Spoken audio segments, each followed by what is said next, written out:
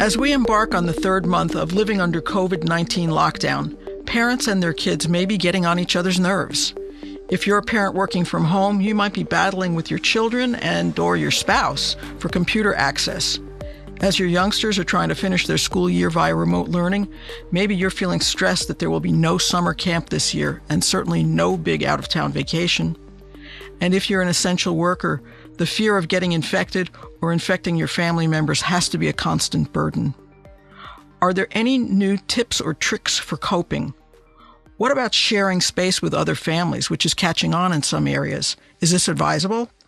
And how can you keep your family safe, even as your children are seeing news stories about some Americans demanding to be, quote, freed from sheltering in place or wearing masks?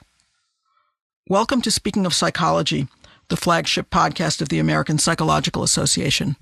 I'm Kim Mills. Our guest today is Dr. Earl Turner, a licensed clinical psychologist and assistant professor of psychology at Pepperdine University.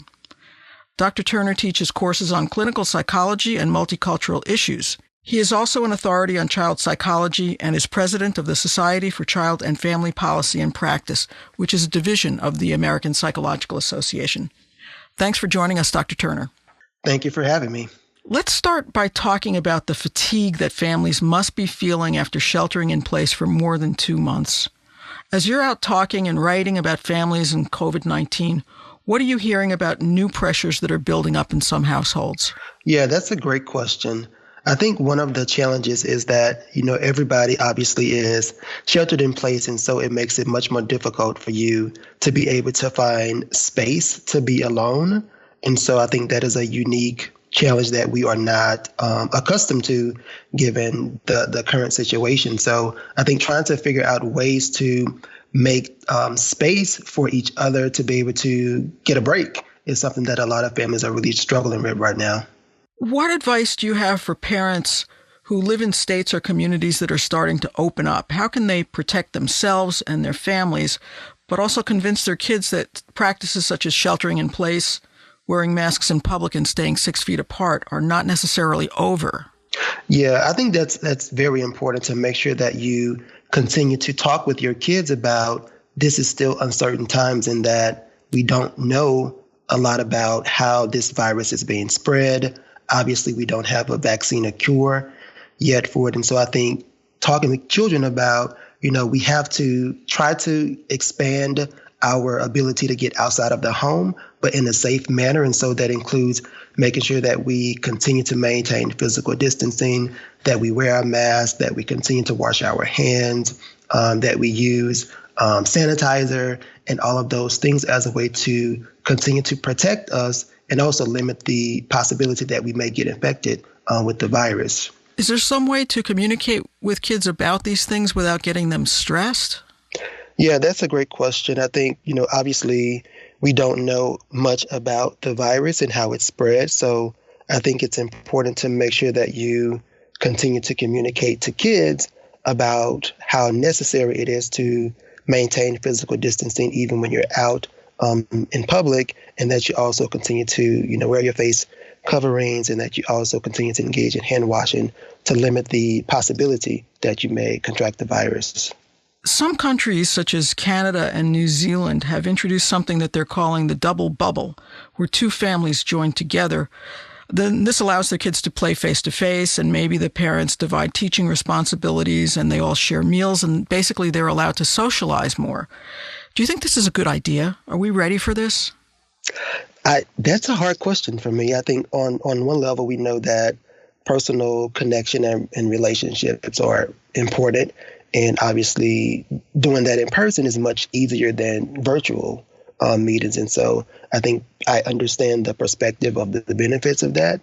I think my concern would be sort of knowing how the virus is spread and, are both of those families, have they been, tested? What sort of possibilities of them getting contact with individuals who may have been infected and they don't know? And so I think, that's a difficult conversation to be able to go along those guidelines with not really understanding what impact it might have in terms of potential exposure. So it may not be outweighed by the benefits of being able to socialize with more people.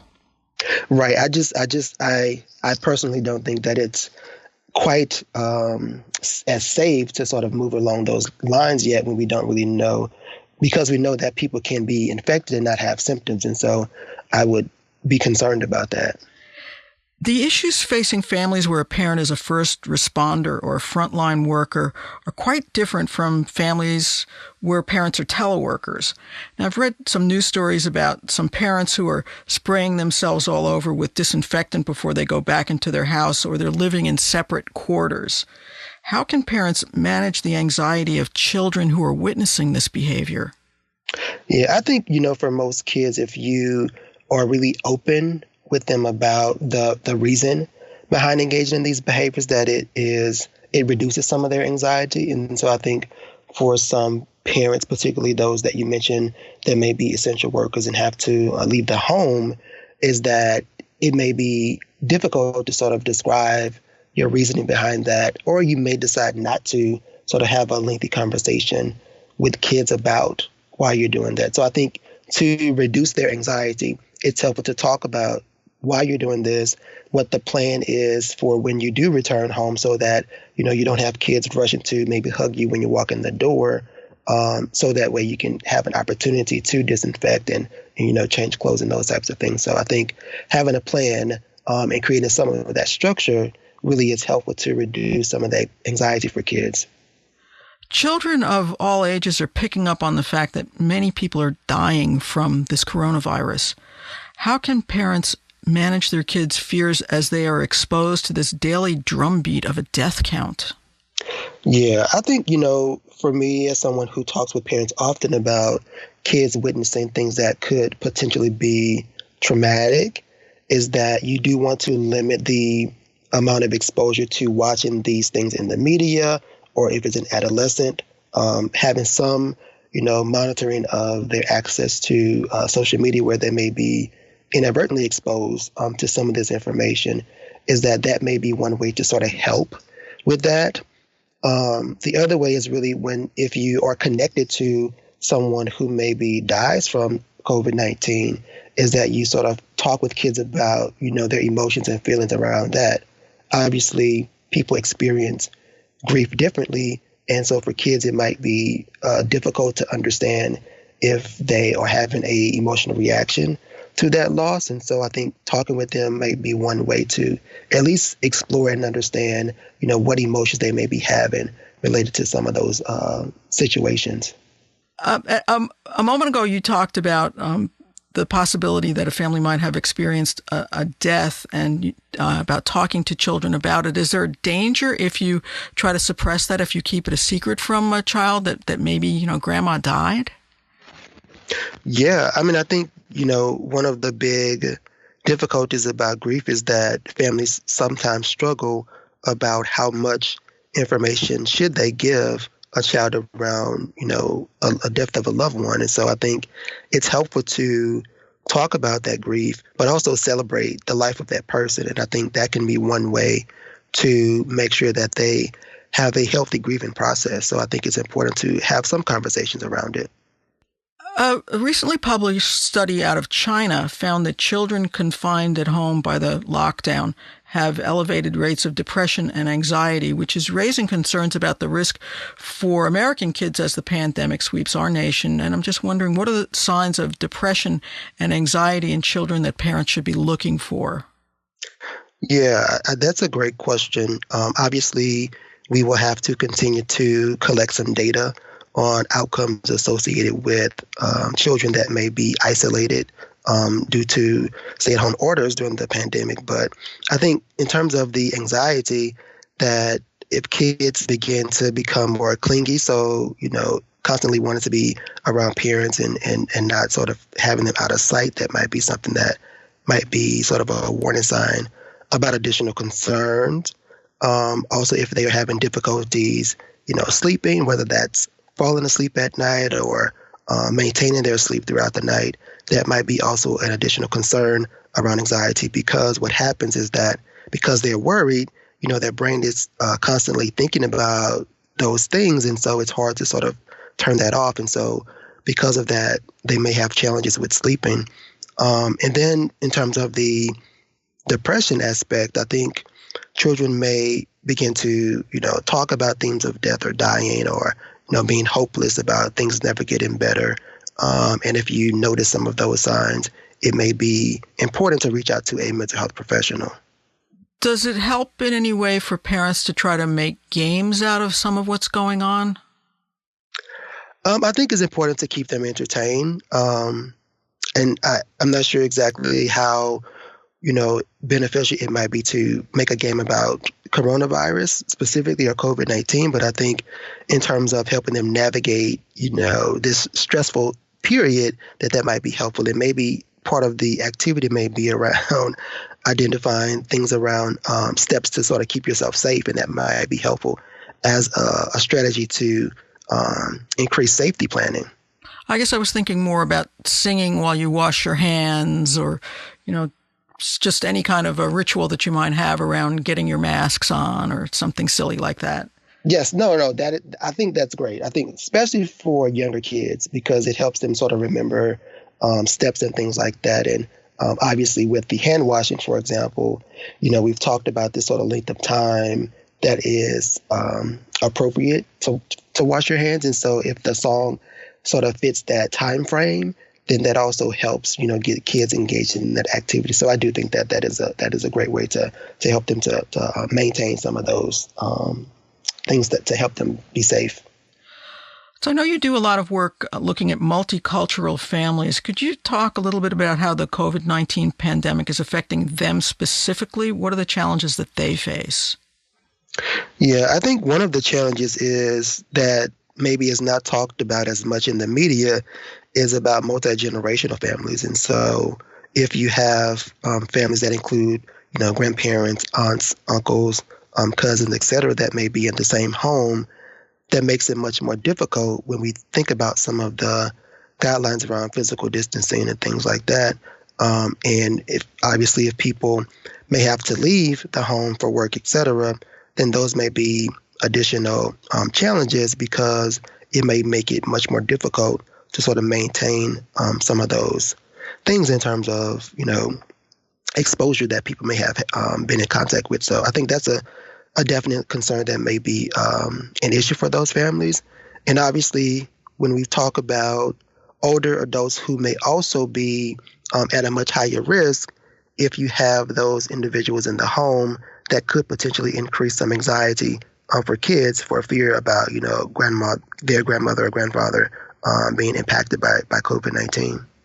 We talked a moment ago about maybe limiting some of the screen time that kids get right now, particularly watching the news media. And I know there's research-based advice suggesting that parents should do what they call in psychology scaffolding their children's screen use by watching TV and playing online games with them to help them understand what they're seeing on screen. Can you explain a little more about how that works? Yeah, no, I think that's really helpful. And I think, one of the things about the screen time aspect of it is that there is some physical aspects to it in terms of how it could put additional strain on the body. And so that might be of a concern. And then I also think about, some of the limitations around physical activity. And so for kids that may not be as active and then they're constantly in front of a screen, then that might lead to some other sorts of health concerns as well. So I think using the process where you are using different types of screens and limiting access, that might be really helpful in terms of kids and making sure that they are engaged and that they are, if it's learning activities that they may be involved in, that there's a mix of those in addition to some things that may be, more enjoyable, like games that they're playing as well. So if a parent decides that their child is having issues that him or herself can't handle, how should they go about getting help? Yeah, there are a number of ways that parents can get help right now. Many organizations or psychological associations may be offering some either reduced fee services to families, or they may be providing no-cost services to families as well. So I think one step might be to look at your state psychological association on their website to see if they are offering any services to families. If you have health insurance that covers mental health services, obviously you can reach out to your provider, your insurance provider, to look into what access is available to you that's in your network. So that's another possibility. And then I think just sort of there are resources from different organizations like APA that offer some quick guides about how to manage certain strategies in terms of like anxiety and depression and some behavioral challenges as well. So I think those resources from, well-known, reputable websites might also be helpful in sort of the short term. For parents of older kids who are missing out on big milestones like graduation and prom, what are some things that parents can do to help them work their way through this? It always seems like a huge thing when you're 17. I know that, that it's not in the scheme of life, but when you're 17, it is the biggest thing. Mm-hmm. Yeah, I mean, I think those milestones oftentimes set the stage for sort of major transitions in life. And so when we are in this sort of pandemic and that those milestones can't be celebrated, it can definitely be devastating, to teenagers specifically. And so I think, trying to do what you can at home to be able to celebrate that achievement for them is really helpful as one aspect. And then I think, trying to get their perspective and opinion as well about how they would like to maybe make the best out of the situation. So what would be helpful for them, I think, is another important aspect of it, so that it's not just about you as a parent and thinking, what's most important for them to sort of celebrate this milestone, but how would they like to celebrate it? And so I think that is also a very helpful aspect of that. And then I know that I've seen on social media as well as television where some schools are doing like drive-by graduations and celebrations, so that the teachers and the principals will get in their cars and drive through the neighborhood for the kids. And so I think that's really beneficial and at least one way to be able to sort of promote that achievement for them. What do you think will happen when shelter-in-place orders do really end around the country? Do you think that COVID-19 is going to lead to some permanent changes in our families? I think so. I think that, we've talked about this idea about, is this the new normal, for example, or are things going to, get back to where they were before COVID-19? And I think that it's going to change the way that we live. At least for a couple of years, if not forever, because I think that obviously because we don't have a cure or vaccine for the virus, that we're going to have to continue to maintain some level of physical distancing for a while, even though we are not still sheltered in place. We're also going to have to make sure that we continue to do things in terms of how we engage from a school environment. I was watching something recently about, school districts trying to make decisions around what school is going to look like, once summer is over. And so I think that is probably going to change for most children, and that they may not, maybe the class sizes may be much smaller.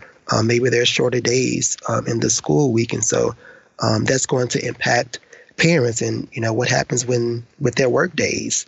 Are they going to have enough flexibility to be able to be at home if their child's school day is cut short? So I think there are going to be a lot of challenges that we're going to have to continue to navigate and figure out.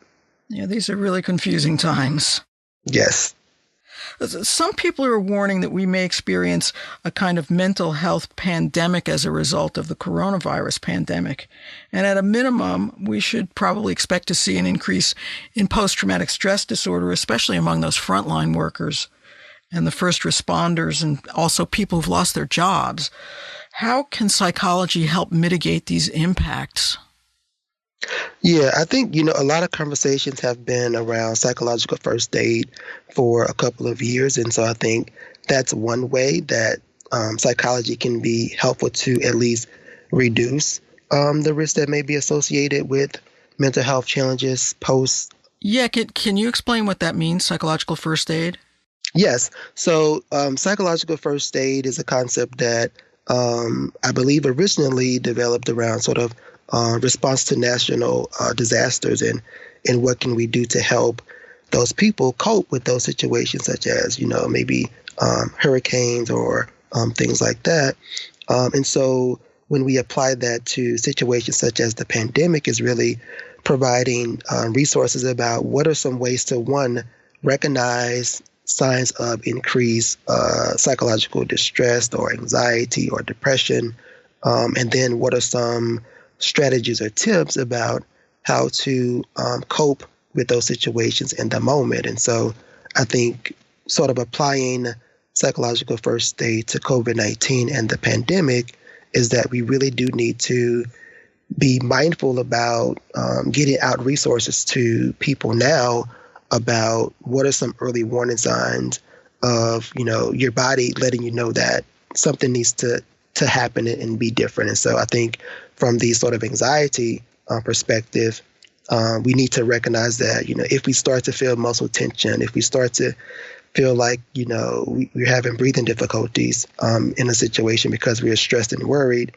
that may be warning signs that, okay, you need to take a break now and, take a break from, having too many Zoom meetings back to back, or take a break from, for a child being able to sit and maybe do some sort of academic work, and then give yourself some time to sort of calm down and sort of recenter yourself. And so I think those are some strategies that might be helpful to mitigate the risk of mental health challenges post dealing with some of the restrictions around COVID-19. Are you feeling anything hopeful or positive coming out of this whole situation? I think, one of the things that has been sort of discussed recently about how COVID-19 is really changing everyone is that despite the challenges and difficulties that we are dealing with right now, that people are still being able to be fairly productive and life has been able to sort of continue on some levels. And so I think this has shown us as a society that, there have been a lot of things in terms of like, a typical 40-hour work week that we're not necessarily doing right now. And people are still being able to be productive. And so I think some conversations that I saw recently on the news around some organizations maybe allowing their employees to decide if they want to continue to work virtually as opposed to return, to the office once the restrictions are lifted. And so I think in that sense, it has shown us that, we can be resilient as individuals and as a society, despite, the challenges associated with COVID-19. Thank you for joining us, Dr. Turner. I think those insights were very helpful. I hope our listeners appreciate your thoughts. Thank you for having me. The American Psychological Association has many resources and tip sheets available on our website for help in navigating the pandemic, including special resources for families and caregivers. Visit us at apa.org. You can also find previous episodes of Speaking of Psychology on our website at speakingofpsychology.org. And you can subscribe to our podcast on Apple, Stitcher, or wherever you get your podcasts. While you're there, please give us a rating. If you have comments or ideas for future podcasts, email us at speakingofpsychology@apa.org. That's Speaking of Psychology, all one word, at apa.org. Thank you for listening. For the American Psychological Association, I'm Kim Mills.